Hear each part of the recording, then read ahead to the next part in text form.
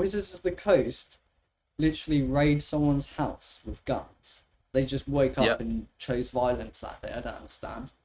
Hey guys, welcome back to episode 3 of Card Crunchers with Poketin King. And Pokemon? so this one's going to be a bit shorter than the normal episodes that we've got, but we've got a question as well, actually, to answer in this. So if you want to read it out, Mike. Yeah, so from Blaze Pax, aka Rob, we've got a question on the last video, which was, what will be the biggest card game in the next 5 years?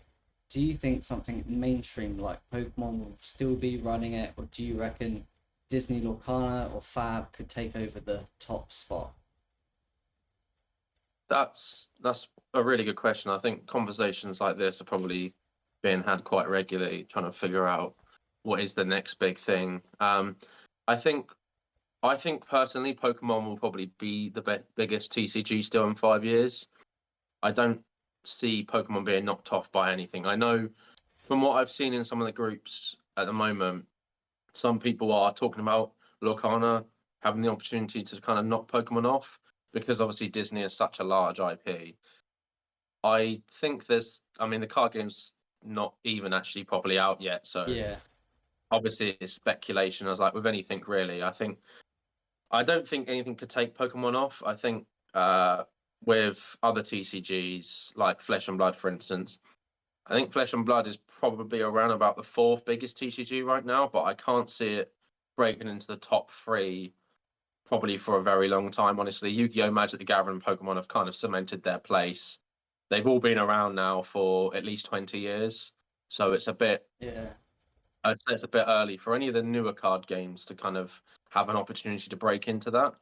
What do you think? Yeah, I think those top three are so well established that something, something severe would have to happen. Like, there'd have to be some insane big shift. I mean, even all the issues like Magic the Gathering have been having, it's still up there. Like, it's nothing like, I know it potentially caused some growth in Flesh and Blood, but yeah, it's not, even in those circumstances, it's not like, oh, you're gone. Like, I don't. I think it's going to be those three for a long, long time. Obviously, I guess, yeah, next 5 years, I can't see it. I can't see it changing, to be honest. Yeah, I think they've cemented themselves, and as you said, there's a lot of stuff that's been happening with Magic the Gathering, especially with like the financial side of things with Yeah, Wizards of the Coast and Hasbro. I think all those things are, I enjoy sort of talking about those things because I think it's quite interesting. But Magic the Gathering is so big; it's got such a large player base, and a lot of the players and collectors of Magic as well. They obviously got in early, so they're in their 40s and 50s, and they're pretty much like they're very financially stable. So anything that happens doesn't change anything for them. They're still going to keep collecting. I know a couple of high-profile Magic the Gathering collectors have started selling their collections to move into card games like Flesh and Blood, but I think there's just so many people involved in Magic the Gathering. I can't see it. I can't see it at the moment. I would say it's second. I can't see it dropping to third purely yeah, based on Yu-Gi-Oh isn't massively growing. Honestly, the growth that we've seen in Yu-Gi-Oh isn't the same as other card games. So I'd say that's probably the case. And talking about Yu-Gi-Oh as well, actually, we just had the highest sale for any Yu-Gi-Oh card that happened. That was the BGS 7 Tyler the Great Warrior Make a Wish promo, which sold for over $300,000, which is yeah. astronomical, especially for any card game, but for Yu-Gi-Oh as well, it's massive. Were you expecting that from that card? Like, if you had to, when we was talking about it privately before, like in the chat and things, before it, yeah, finished. What were your expectations for that card? Um, so I think it sold for more than I honestly thought it would. Yeah, Again, obviously, it's the pop one. There was only one copy made, and it's a BGS 7 as well. I don't think the grade really affects it too much, nah, honestly. But I think the hype that was built around it, I think the whole package has obviously been. It's a very niche card, so I couldn't see it selling, honestly. I didn't think it would sell for as much as it did. yeah, But that is just goes to show really that I don't know who purchased it. I'm sure they'll probably come out quite publicly Yeah, with the purchase because it isn't really something that is a private thing. I know that it did actually get bid up to over $600,000, but that was a lot of shield bids. So I think they got deleted and it got sorted out because it's such a high profile card. I yeah, think that they were probably manually going through some of that. yeah, So yeah, it's a very good price for any card considering Yu-Gi-Oh hasn't had a card close to that before. I know when we talk about Yu-Gi-Oh, we had a really good growth spurt during the pandemic, like we did with all card games, and first edition LOB went up quite a bit. I would say before that, probably some of the most expensive cards in Yu-Gi-Oh are the DDS, probably a DDS, BGS 10 or PSA 10 Blue Eyes. Usually it's Blue Eyes cards or Dark Magician Girl, for instance. yeah. I know Dark Magician Girl was involved in a Weiss deal, I believe. Yeah, I can't remember the exact trade value now, but it was within like six figures, but yes, Yeah. definitely cheaper than that card that just sold. Were you Yeah. aware of that Make a Wish card before it came I out?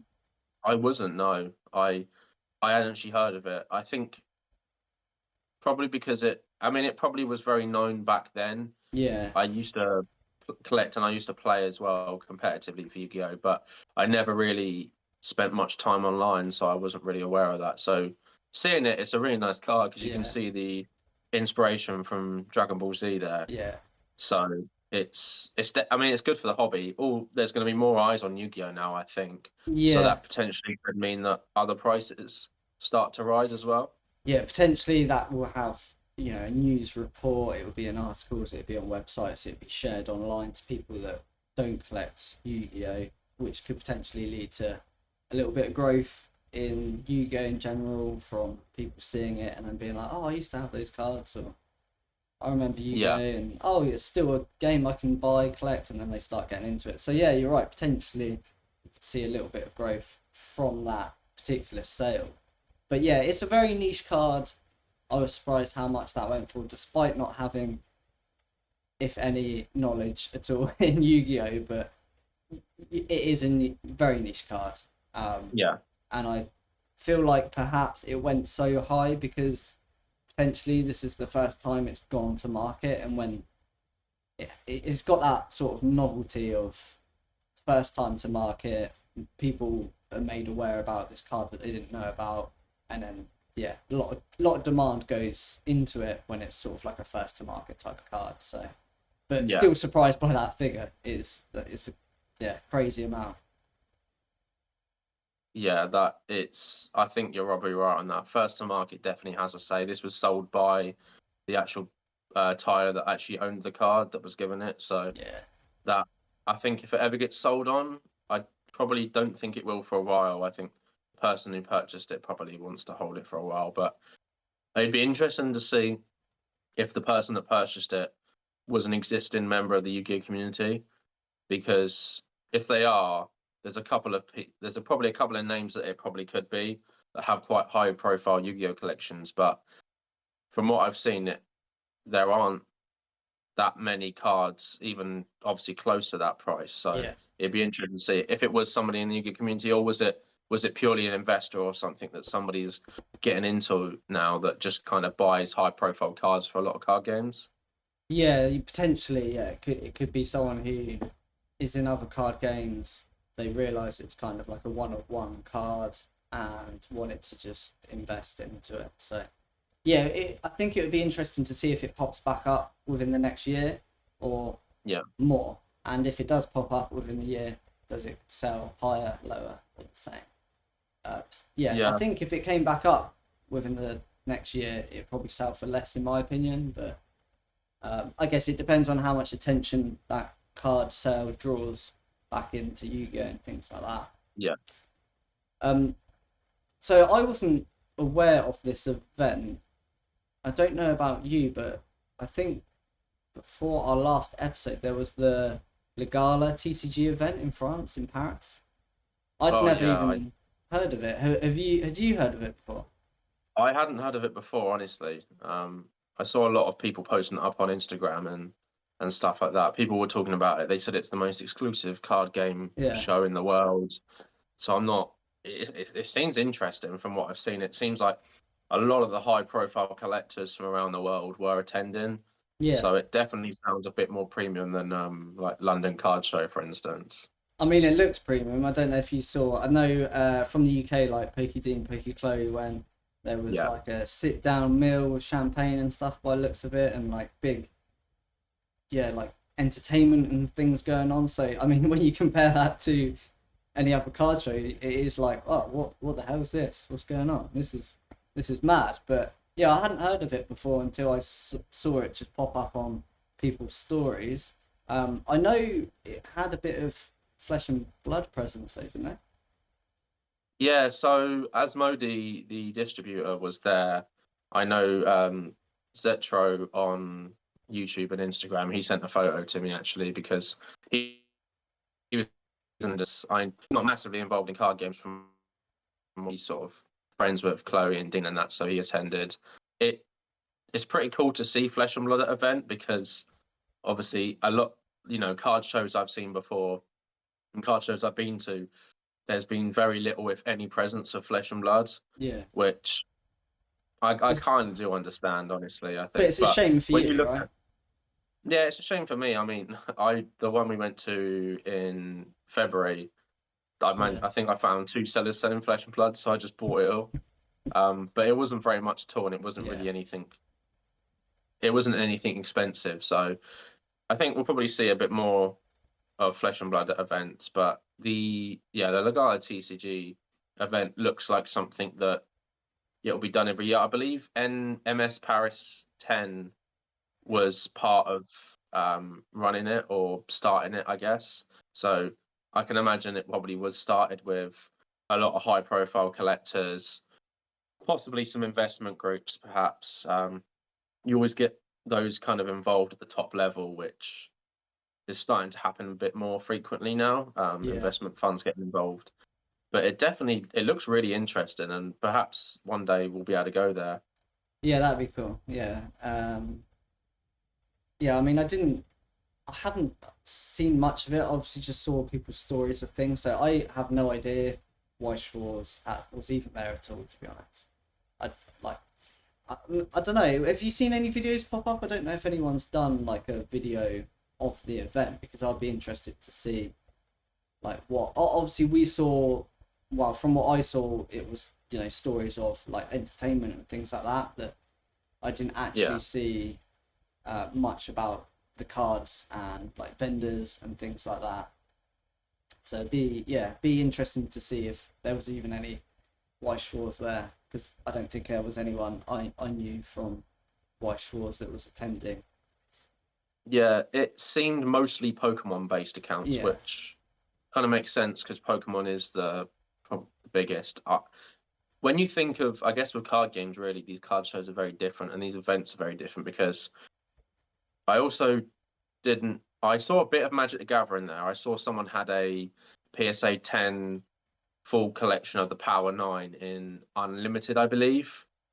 So that was quite nice to see. But it was mostly Pokemon. I know Dubsy Collection had there was a couple of displays there in glass cabinets where people had like yeah, expensive cards, and I know Chibi Collectibles had one of his Art Academy Pikachu's there, I believe. So those kind of like really valuable cards for people to be able to look at and kind of appreciate, take photos and stuff. So yeah, I didn't see any Weiss myself, but I think again, Flesh and Blood was only there because of Asmodee, the distributor, but yeah, there wasn't any like Flesh and Blood collectors like displaying the stuff there. So it's a little bit different. They probably were, and Flesh and Blood has a very big collector and player base in Europe. Probably, I know obviously UK is in Europe, but like when you think of places like Germany and France, yeah. Italy, there's a core group of collectors there, and a lot of the high profile Flesh and Blood collectors are based in like mainland Europe.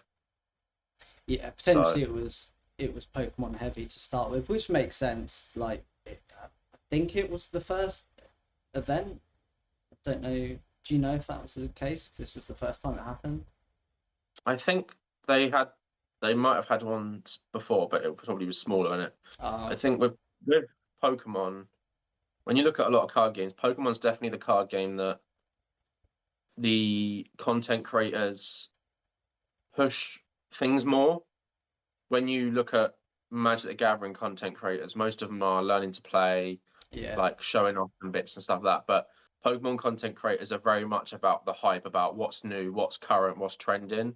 They're very much on the button about everything that's happening, and I can see that's clearly shown with this card game, this card show, really, because it was, as you said, they had dinners and they had champagne. yeah. Very different than the service station breakfast we had before Or the the hot London dog card show. stand for No, lunch. the hot dog stand, I yeah, mean, there's nothing very wrong with it. different. Don't get me wrong, but No, but um, yeah, it shows the difference in the hobby, which is, yeah, again, it's really interesting to see.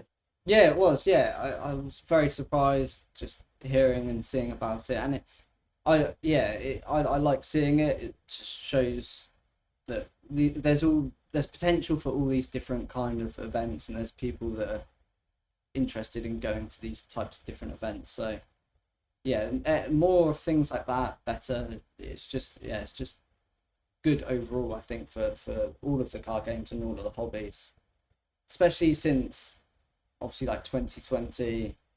None of these events could even possibly exist during COVID and things like that. So Yeah, now everyone's fully out of that. It's really nice to see these events pop up.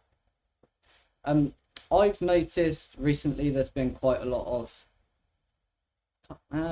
criminal activity, we should say, within TCG. So I don't know what the hell is going on, but like there's been I think 3 events pop up in the last week of some really weird things going on. So we had a man arrested in the US for stealing like $153 worth of brilliant stars.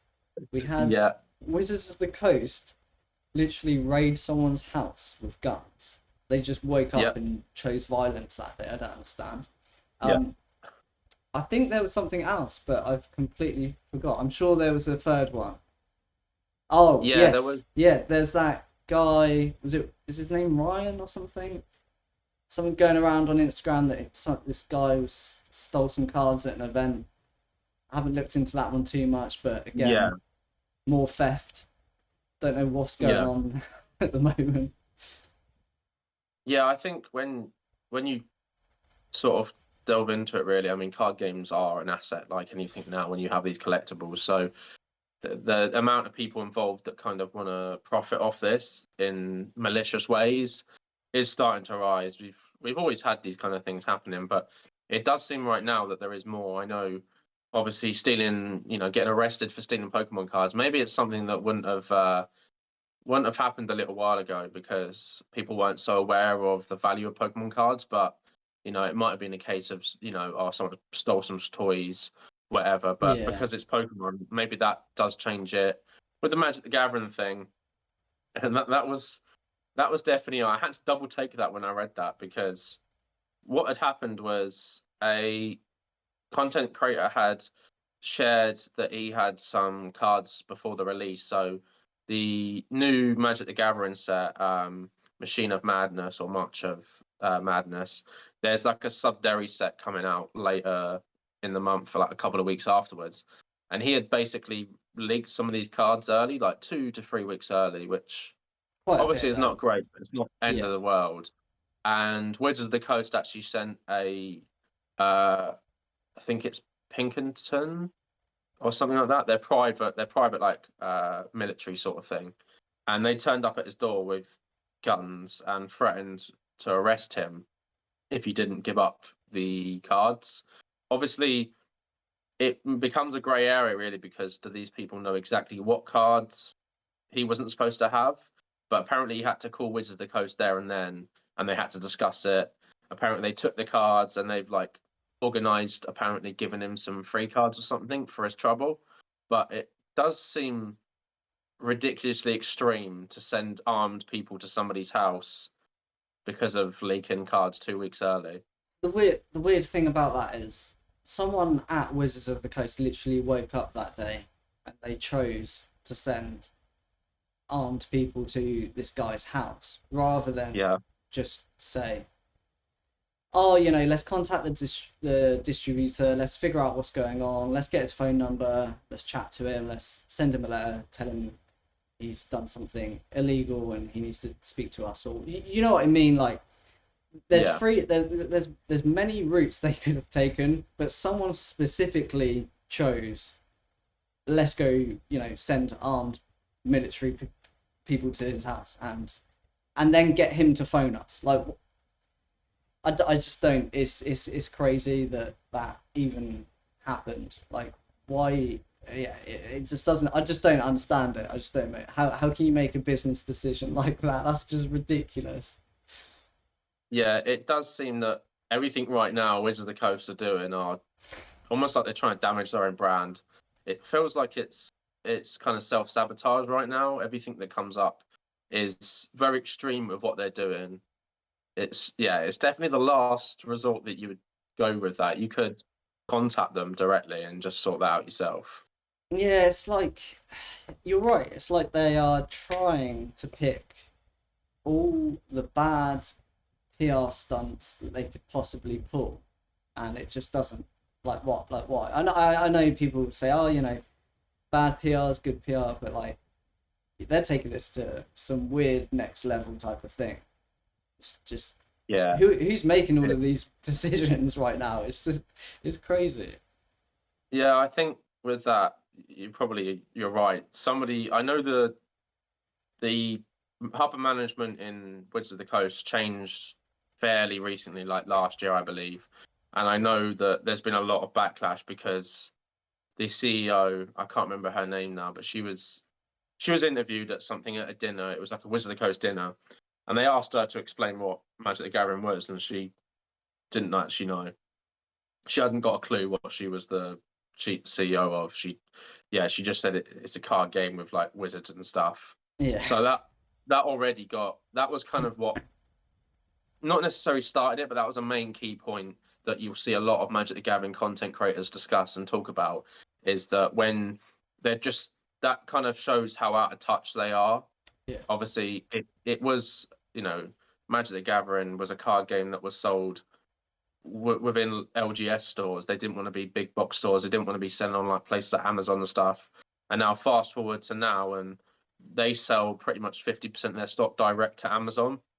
So Amazon is selling everything for yeah, stupidly cheap and undercutting all the stores. So it definitely does seem like they've gone with just get our name out there. Doesn't matter whatever happens. Send some people with assault rifles to somebody's house. Just do whatever you got to do. And it's like I feel like you could definitely not do that. yeah. And I mean, it's not even that. It's like that would have been a big expense for them to do. So it's just like, Yeah. yeah, I don't know. Maybe they're trying to what's the phrase? Set an example. That's The definitely a way to set an example, but yeah, it's an easy mistake to make. Again, there was two sets with exactly the same name, but Yeah, one of them yeah, had I can't remember something after it is it's a kind of subsidiary set inside a set. So all it is probably a distributor accidentally sent it to a store and a store didn't read check, and that was it happens. But yeah, and yeah, and then you're staring at the barrel of a gun, thinking, "What the hell have I done?" yeah. I mean, can you imagine if a couple of days before release days for Pokemon sets, all of these Mad. whatnot content creators and YouTubers were streaming openings of these things, and armed men turned up at their door and threatened to take their cards away from them and Go send them to get them, jail. Can you boys. imagine that? Can you imagine? It's like, no, you need to That put that EX back. Like, you're not allowed that anymore. you Like, need to phone Pokemon International right now, and you need to speak to them and get this yeah, sorted. you need to talk Otherwise, to we'll them. arrest Yeah, you. Yeah, that just yeah. It sounds so bizarre, but yeah, I mean, the TCG world, really, honestly, a lot of stuff. There's every day you see constant drama of people stealing and exit scams, and it does sometimes feel like a very negative space to be in. But yeah, it can do it yeah, when there's value and money attached, and very high value and high money sort of attached to these items, that's it. It causes so many problems, because everyone's different and everyone reacts differently to Yeah. their assets going up and going down, or being stolen, or being scammed, or being faked. So yeah, it's not something that is really going to change at any point. If anything, it potentially gets worse with things becoming worth more. But that is the nature. I think that's the nature of money, unfortunately. Yeah. Um, but yeah, yeah, it there's been people scamming for a long, long time now, and yeah, that's not going to change anytime soon. Let's be honest. It's just unfortunate that we have to navigate around that, I guess. Yeah, I think, it's always going to happen, as you said. It's even if you go back to fake Pokemon cards on the Yeah, playground to, yeah, armed men in your house, it's that there's definitely apparently an upward trend. But yeah, as you said, and it's just the way of it is, and it's not all negative, of course. You see these stories and that, but it's not as frequent, when you think about it, it's not as frequent as it possibly could be, and yeah. perhaps it'll become, as you said, more frequent in the future.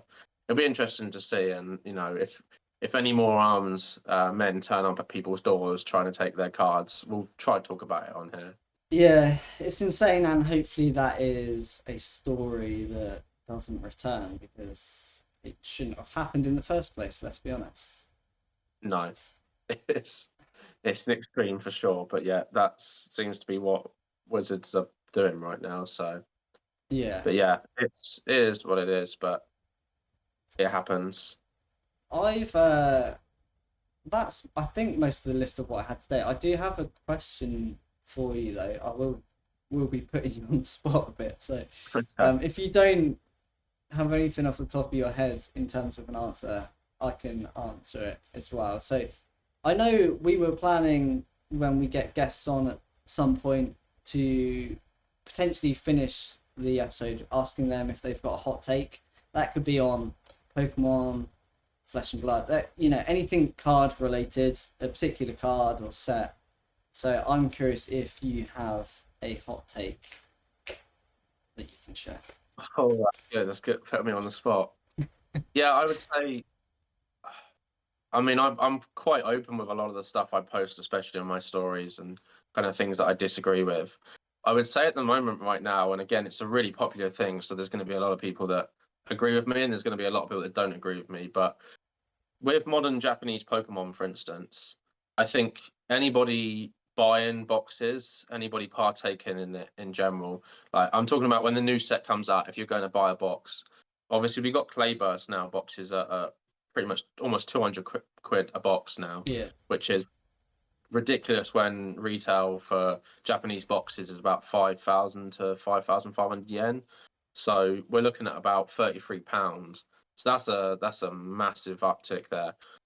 I was pretty much mostly Japanese collector for 10 plus years, but I won't buy these boxes at above retail now, which means that I can't really collect because they are all above retail. I yeah, would say anybody involved in them, whether it's stores buying them to sell for £5 profit, for instance, or people that are buying these boxes at these prices, that is part of the problem. Anybody that's involved in that is feeding to it. Obviously, if no one was buying, then these boxes wouldn't be worth that much. But the only reason why is because the demand is so high, and they know that if they charge £180 a box, a store will buy it and they'll sell it, and they're not yeah, making much profit. I know Pokerand mentioned that they're actually losing money selling Clayburst. They make more money on the other set, and it kind of subsidizes it a little bit, but they're really not much making enough money. So for me, it kind of begs the question of why are you stocking it if you're not making any money? What do you I think about it? guess, from that sense, just the end of that sort of sentence is, I think stores want to be known as the place to go to get anything. So, from his perspective in selling it, even if it's at a slight loss, it helps because it means people know they can go there to get a product that potentially other stores will choose not to stock because of the price and the fact that they can't make profit or things like that. So I understand it from like a business perspective in that sense, that sometimes you need to sell at a loss to attract people to use your store. But Yeah. yeah, I mean, I'm not. I've never been that heavily involved in Pokemon Japanese side of things. I've opened some Japanese here and there, and it was purely because you get a little bit of early access to a set before it comes to English. That's why I've bought it before, and that's why I've opened Japanese in the past. Now, I don't buy that much Pokemon as it is at the moment anyway, so I think actually the last Pokemon Japanese set would have been Eevee Heroes for me. And Yeah. obviously, even at that point, it started getting very difficult to get those boxes. That was a huge, hot Japanese set at the time. I don't, yeah, I think eventually this will probably cool down, but yeah, what do you think? Is this something that you see is just temporarily inflated and it will come down, or is this going to be the new standard where everyone wants to get the newest Japanese set before it comes to English? Yeah, it is a really hard one because I thought it would have cooled down by now, honestly. I thought Yeah, when we got into Scarlet Violet, I think there's so many sort of variables to talk about, and there's a lot of politics involved in this, and everyone will have their sort of own opinion of it. I think it will cool down eventually. You have to only look at sets now. I know that the first Scarlet Violet and the second set, I believe, has cooled down a little bit now. I know someone that's picking boxes up from Amazon Japan for around £50, I think, oh okay, which is considerably cheaper. yeah, So the hype does cool down a little bit on sets that don't have like these massive waifu chases. That's why Clayburst is so yeah, expensive, because you've got this waifu chase. A card comes out and they're like, oh, this is £800, and the hobby has changed. It very much moved into the hype era, so people want to be chasing these expensive cards to try pull them to sell, like with any card game really. So I think it will cool down eventually. I don't know a time frame, honestly, because it seems to be getting worse, honestly, especially with yeah, like this new set. So perhaps in 18 to 24 months, I think that the Japanese releases compared to the English releases, the window will be a lot smaller. We've already got silver borders and the Japanese layout for English cards now. I think that was on purpose. I think they've understood that the Japanese hype is ridiculous, and they're kind of trying to make the gap between English and Japanese a lot smaller. So people might go, do you know what? I'm going to go back to English, um, and collect that instead. So it'll be interesting to see. I think for as long as it's as ridiculous as it is now, will be staying away. And I'd love to get back into buying up the modern boxes when they come out and opening them and stuff like that. But for yeah, now, I personally don't want to feed into it. So I understand why people do collect it and they still do buy. If you can afford to buy £180 a box and buy multiple boxes, then absolutely, like, you can get these really high value chase cards, and the sets are still absolutely amazing themselves. So it doesn't detract from the beauty of the sets. But yeah, it'll be interesting to see what happens. I think if anything changes, it will probably be the window release between English and Japanese. I think they'll make it a bit smaller yeah. just because of the changes we've seen recently. But it'll be interesting to see. Yeah, if they reduce that window, I think you're right. It probably would help a bit because people may be happier to wait for the set to come out. But yeah, I think potentially social media feeds into it a bit. You want to be posting Yeah. these new cards that no one's seen. You want to be the first person to open these new Japanese cards that haven't come to English yet and show them off and things like that. Although, I guess that was around a few years ago, but no one cared as much potentially. So, yeah, I guess time will tell. We will see what happens with that set. But yeah, I think that's all we have for today. So thanks for watching. Yep. Also, you may be already listening on Spotify, but if you're not, if you're watching on YouTube, we do have the podcast on Spotify now. So The link will be in the description. Go give it a follow if you prefer to listen more on the go without having to watch the video. So thanks again, and we'll see you in the next podcast episode. Bye.